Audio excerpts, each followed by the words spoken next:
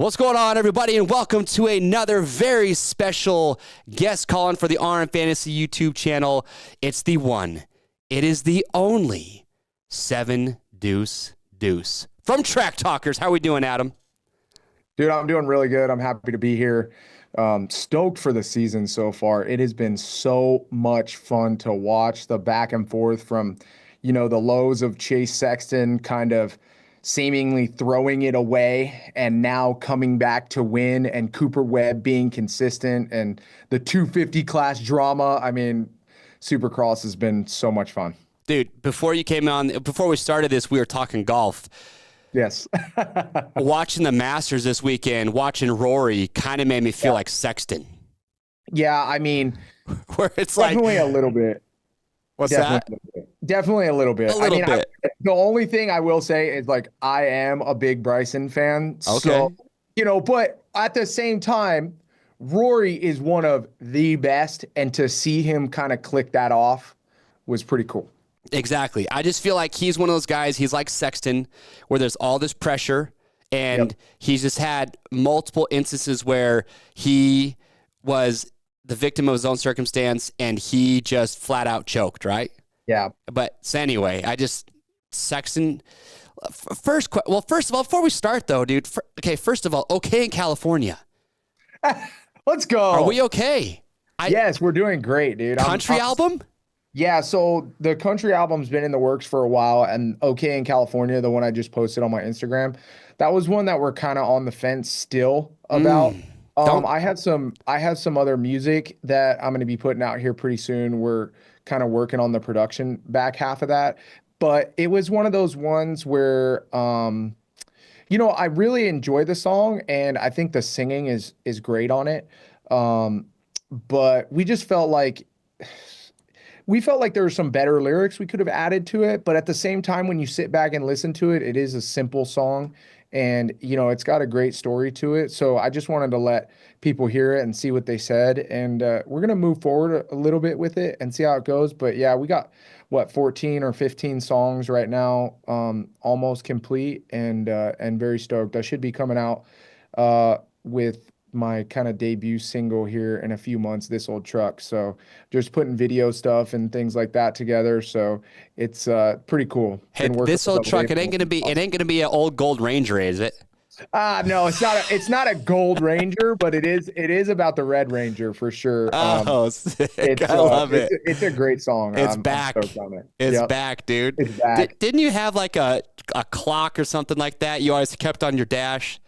Yeah, I mean, the radio and the Ranger did not work. The whole dashboard didn't work. So I just kind of put some things together, and I had a clock on the dash that was just like, when you're a kid and you're 18 years old, 17 years old, you kind of just make things work even though they're not supposed to. So I just because the radio didn't work, I figured out where the power was and all that stuff, and I just kind of hooked things up, and it probably was not not good at all. You know what I mean? Could have started a fire for sure, but it worked, so we were solid.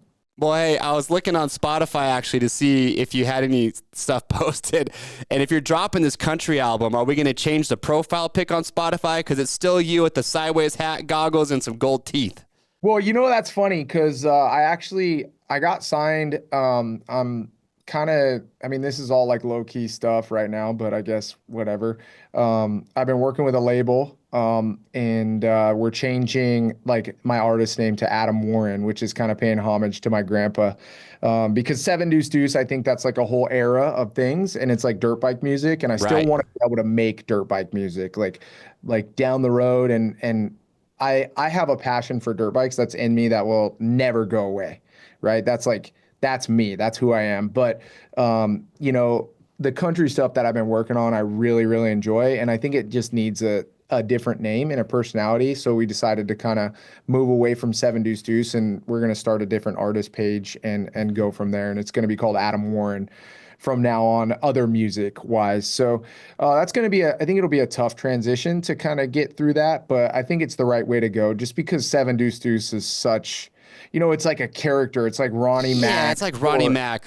Yeah, it's just something that you can't do two different things and expect people to kind of put those together. So I think I'm not leaving that in the past by any means, because I love that stuff. That's a huge part of me. So we're just gonna keep it separate. Okay. Awesome, dude. I love that. You heard it here. Seven Deuce Deuce. You Adam did. You heard it Warren. here first. Adam Warren. News, breaking news. There you go. All right, man. Good for you. Congratulations. By the way, stoked on Track Talkers. You and your brother. I love listening to you and Tyler. Just two bros, broing down literally. It's Literally. Congratulations on all your success, man. You've been doing well. Happy for you. Thank you. Thank you. I appreciate that so much. All right, let's get back to the moto talk here then. I got Chase Sexton, Cooper Webb up here on the table. Yep. Right out of the gate, bro. Give me the odds that Chase Sexton can still win this thing. With 4 rounds left, he's down 12 points. What's it going to take? Well, we talked about it. My brother and I have been talking about this a lot. And this is what it's coming down to, period, is Chase Sexton has the talent, he has the speed, and he has the bike. That's no question. I would say last year didn't have the bike. And in return, you couldn't have the speed if you didn't have the bike. But I think he has those 3 crucial pieces right now. But does he have the mental strength to get through these last 4 rounds and put it all together against one of the mentally toughest riders in Supercross that we have ever seen? And that's been the conversation of topic, I think, in Supercross a lot lately, is can that happen? Now, you do have a few other factors going on, right? You have Chase Sexton, who internally knows that he is better at the back half of the season. That is a huge factor. When you're talking about mental strengths and things like that, that is huge. Now, you talk about Cooper Webb, and he's always good at the end, but he did have that mishap last year where he hurt his thumb, and he was out too towards the end of the season. Right. So this definitely is going to be one of those heavy battles. Now, the only concern that I do have, I think this weekend in Foxborough, or this weekend in East Rutherford, you're going to see Chase Sexton put up another dub. I really, truly believe that. You're going to see Webb get second again. And this is my prediction from just what I've learned. The telltale to me is going to be Denver. I remember there was a race in Denver where it was a little rainy, and it was Eli and Coop battling each other, and they were so far gone out front, it was truly unbelievable. And for Coop to have that in his back pocket, where those two were so far ahead and they were riding that good towards the end of the season, I think that confidence factor going into Denver for Webb is going to be the real telltale. I talked to my brother as well and a bunch of other people. I said if Chase didn't win this weekend, I thought the championship was over, but he pulled it out when he absolutely had to. I don't think the championship would be decided this weekend. I think you'll see Chase get a win in East Rutherford, but I really truly believe that the championship will be decided in Denver. Can Chase Sexton get it done in Denver? If he can, I believe he'll win the championship. If he doesn't get it done in Denver, I don't think you see Chase Sexton win the championship. Okay. What a dog Cooper Webb is, man. I mean, just I don't have words for it other than that. Yeah. When it comes to just clutch, that's the perfect word to sum up Cooper Webb, right? Is clutch. And he's getting it done. Like, you've seen it this weekend, and he got totally jacked on that start, and then AP goes and apologizes to him. Cooper Webb, whatever way you want to call him, whatever way you want to put it, he snuffs him at the podium, AP, which I totally understand. Like, dude, Webb is locked in right now. He is a completely different animal. He is what I would say, like, in character. He knows what time it is. He knows that it's time to get it done. And he is able to transform into championship winning Webb. Now, the tough part about this whole situation with Chase Sexton and Cooper Webb is that you have one guy that is mentally tough and just going to be there no matter what. Like no matter what. Cooper Webb will be there. And that's the biggest X factor that he has against Chase, where Chase is faster. You know, if you're putting best day to best day on a track, Chase Sexton, we know that. We've seen it multiple times. If you put Chase's best up against Cooper Webb's best, Chase will be faster. You know, but it's kind of the little bit of James Stewart theory is like, can he do that again and again and again and again and again?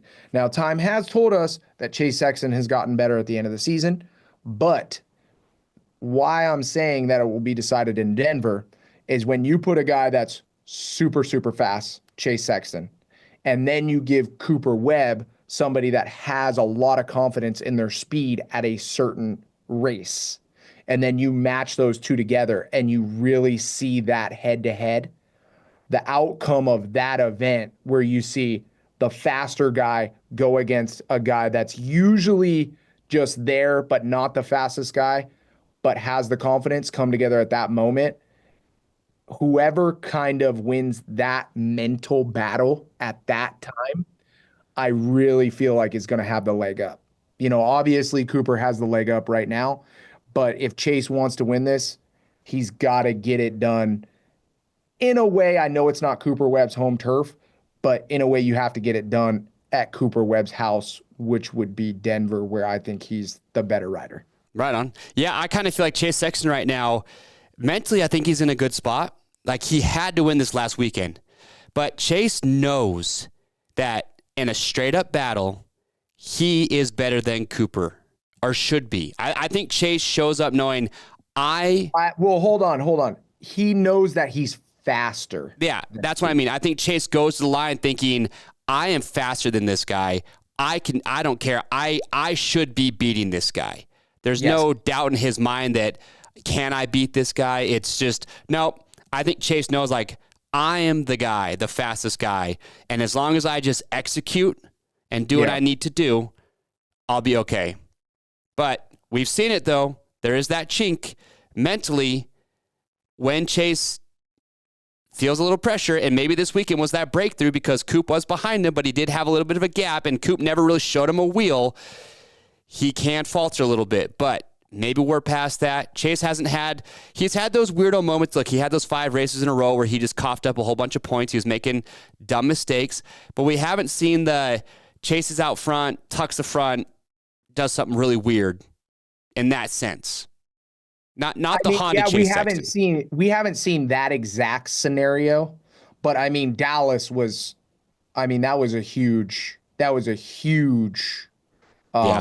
you know, exposure of what we've seen in the past come back to light. You know, and I think he learned so much from that moment. I think he learned a lot from his answer in the press conference of like, dude, you didn't have, somebody asked him in the press conference, you didn't have to win that race to win. Why were you still kind of going for the win? This isn't verbatim, but just around the question is like, were you still trying to go for the win? Did you know you had the win in the bag? And his answer was just, I'm here to win. Yeah. You know, and I think when he watched that back, because the next weekend, it was like a completely different answer. Right. It was just like, how do I get the overall? You know, and I think that there was so much adrenaline going, and he's programmed that way to win all the time, you know, and he's a young guy that knows he should be winning. He has the weight on his back that he puts on himself, that he goes to the line and says, I should be beating Cooper Webb because the stats say that I'm faster than this other guy. Right. So he puts that extra weight on top of himself, which is adding to kind of what he shouldn't be adding to himself. Right. So I think he learned a lot from that particular situation, and we're seeing Chase Sexton mature throughout this season. But at the same time, do I think that we've seen the end of that? No. Okay.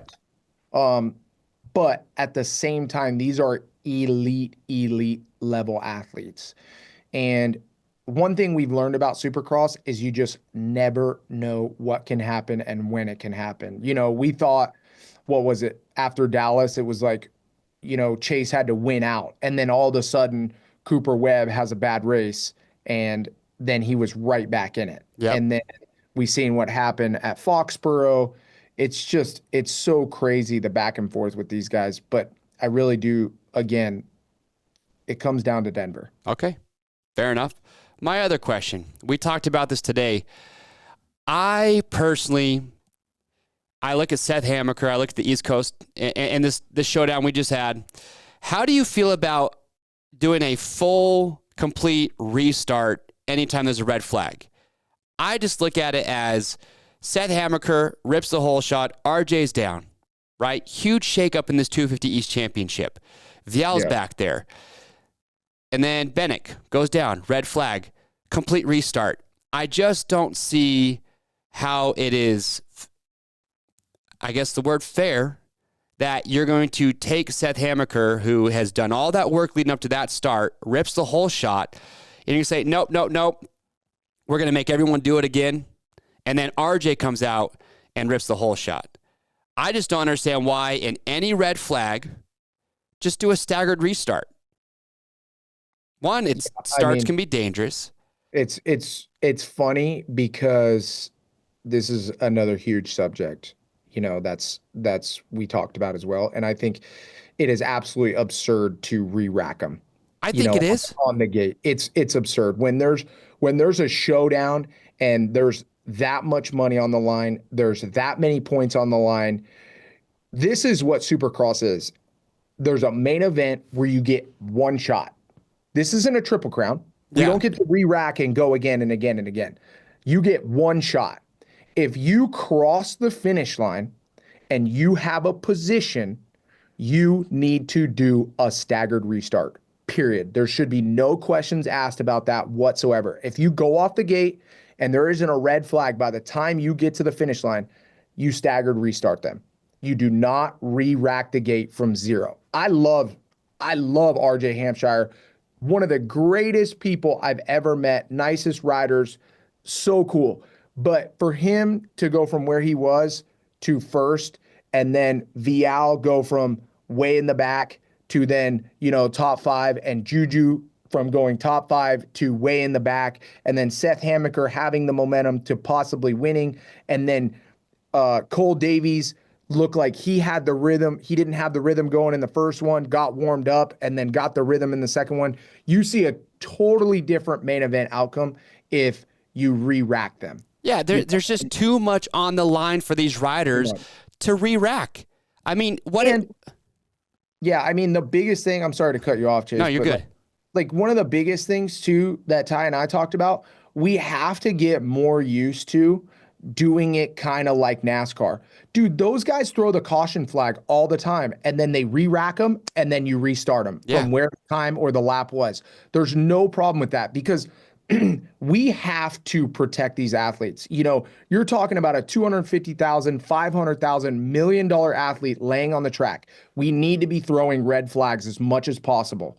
Or maybe we make a new flag. Maybe we make a different color flag, whatever you want to call it. That's like the designated re-rack them so everybody knows the assignment. But you have to get a down rider off the track. I am not arguing the red flag, but you cannot after almost 3 laps, you cannot re-rack these guys from ground zero and tell them, oh, sorry you put all that work in and you all did this, but you guys clean slate, start from 15 minutes again. Nope. It was 12 minutes and 21 on the thing. No harder to put them back in line. RJ gets a better shot anyways because he's right behind the guy. Everybody gets closer, so everybody kind of gets the advantage, but it's also fair to the guys that did their job the first time. That's okay. We're on the same page. I don't see the sense. What if you had the points leader who gets taken out in the first turn in a re-rack, and now you just took out the points leader? It's like, why are we doing that? Yeah, it's insane, but at the same time, I know Mike Pelletier from the AMA very well, and it's one of those things where you live and learn. We've had so many of these red flag situations, and we're now seeing them play out because I believe that AMA and Supercross are doing their job even better by pulling the red flag more often to have the safety for the riders. But because they're doing that, they're learning a lot about the old rules. Because, before it was like, no, the race goes on no matter what. We're Right. dragging a guy with a broken leg off the track, whatever, we don't care. Now they're really being attentive about the riders being down on the track. And I think pulling that red flag is what you should be doing. But now that we've seen the red flag, I think that the rule of re-racking them is insane. Um, you know, I think, I think that the rule where Max Anstey got a little jacked is okay. I think you just, till the time runs out, you have to re-rack and go, even if there's 2 seconds on the clock. Yeah. And I agree with that. And I get it. Like, what was another few seconds? It's like, because we're talking about rider safety. Like, yes, a few seconds left on the clock is not the concern of the racing officials. It should never be like a choose between rider safety and, well, let's look at the clock real quick. It's like, no. Like, rider safety. Yes. And like, maybe in that scenario, look, it's all hindsight's 2020. They maybe look back and said, yeah, okay, I get it, but it is what it is. But that wasn't a re-rack. And Nancy he was still in the lead. This is totally different. You know who got screwed the worst is Mitch Payton. Like, that dude just can't catch a break, bro. No. Seth Hammaker is just doing all he needs to do. His championship rival's buried. Yeah. Re-rack. All right. I mean, yeah, like that would have been, imagine the difference in the result. I think RJ still would have got up to probably anywhere between 7th and 5th. I think RJ would have got to, but Hammaker could have won. That's yeah. You know what I mean? Like, that's yeah. And Hammaker goes in the next round with a 10-point lead. Right? And that could be what he needed for the last showdown, especially when you have another showdown for these guys. Yep. That's the tough part. Every single point counts for these 250 guys because they're thrown into the gnarliest situation with these showdowns. Yeah. I mean, the showdowns are like, I am so glad that I never had to do the showdown as a 250 rider, because the amount of anxiety you have to have where it's like a guy isn't even in your championship, but he's also taking your points. See, that's what I don't. Just make it 250 class, I guess, or just don't do the showdowns I don't know. That's like having the 450 guys be like, hey, you guys are all going to race each other, and then 3 times a year, we're just going to throw other guys into the class. And the showdowns are great for viewership. They're great for the fans. I don't like, though, how it can jack up. Somebody who's not in your title championship can screw your season over. Pretty crazy.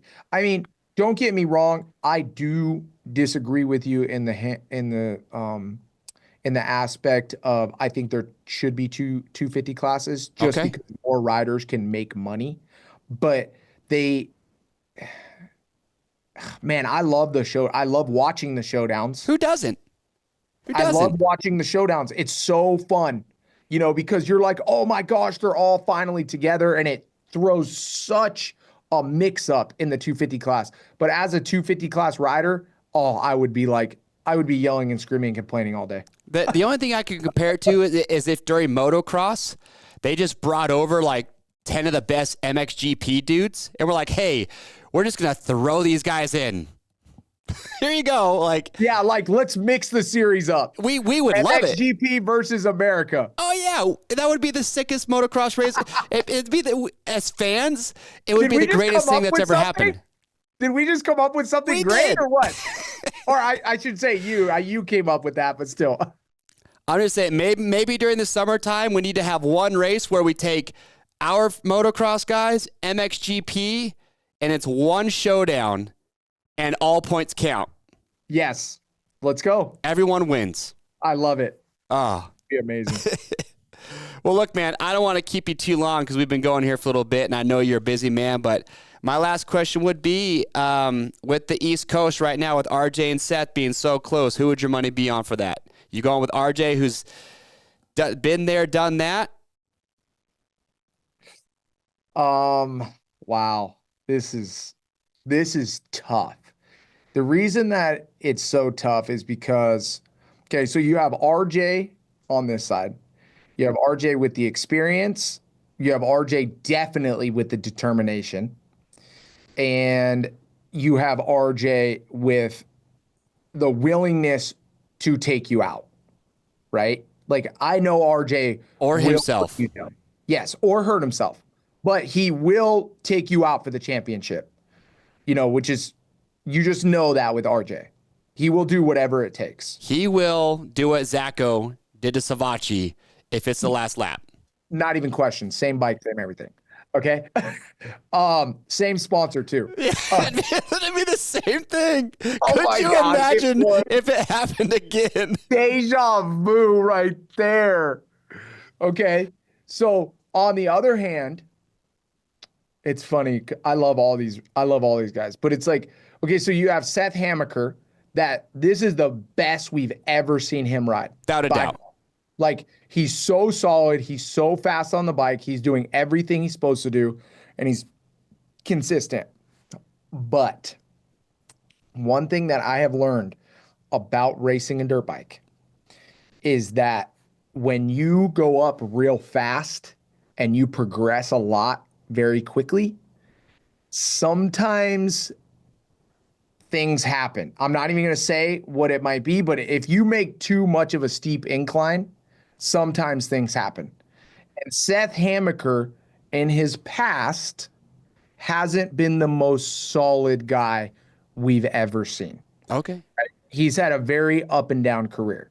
So the question is, can Seth Hamaker stay healthy? He wins the championship. If he doesn't have a nick by the end of the series, that red plate, that championship stays with Seth Hamaker. Yeah,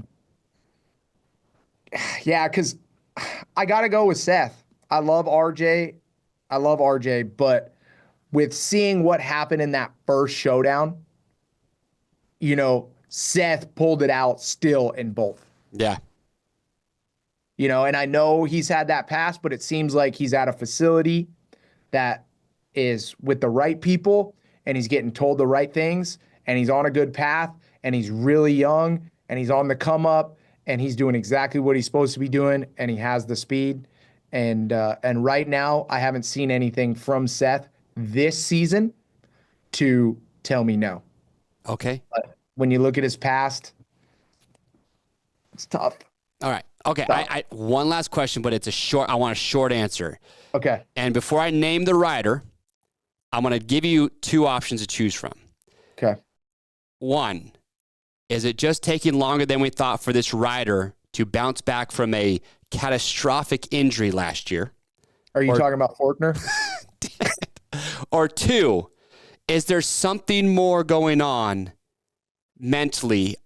It almost like I'm making 1,000,000% assumptions. Seeing Faulkner's body language riding the motorcycle, like I get when like the confidence level might not be there, but he doesn't, because I've seen him in person multiple times.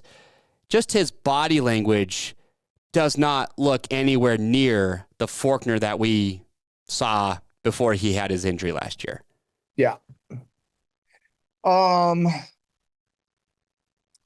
I think that he's not meshing with the bike.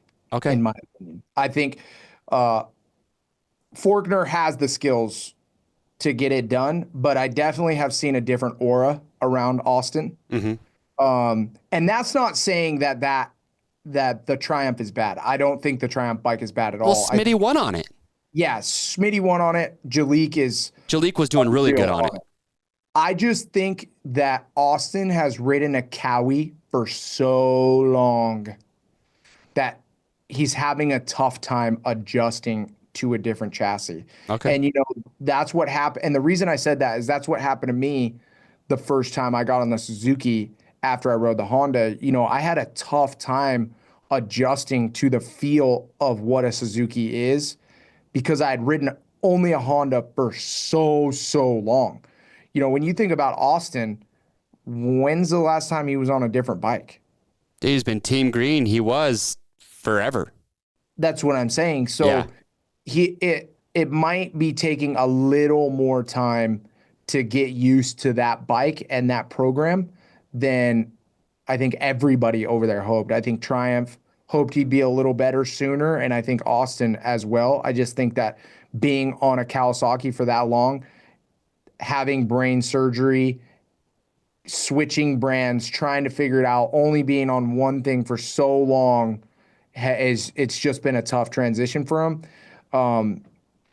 Austin's an amazing rider, and he's got so much talent, and I think we'll see him prevail through this thing.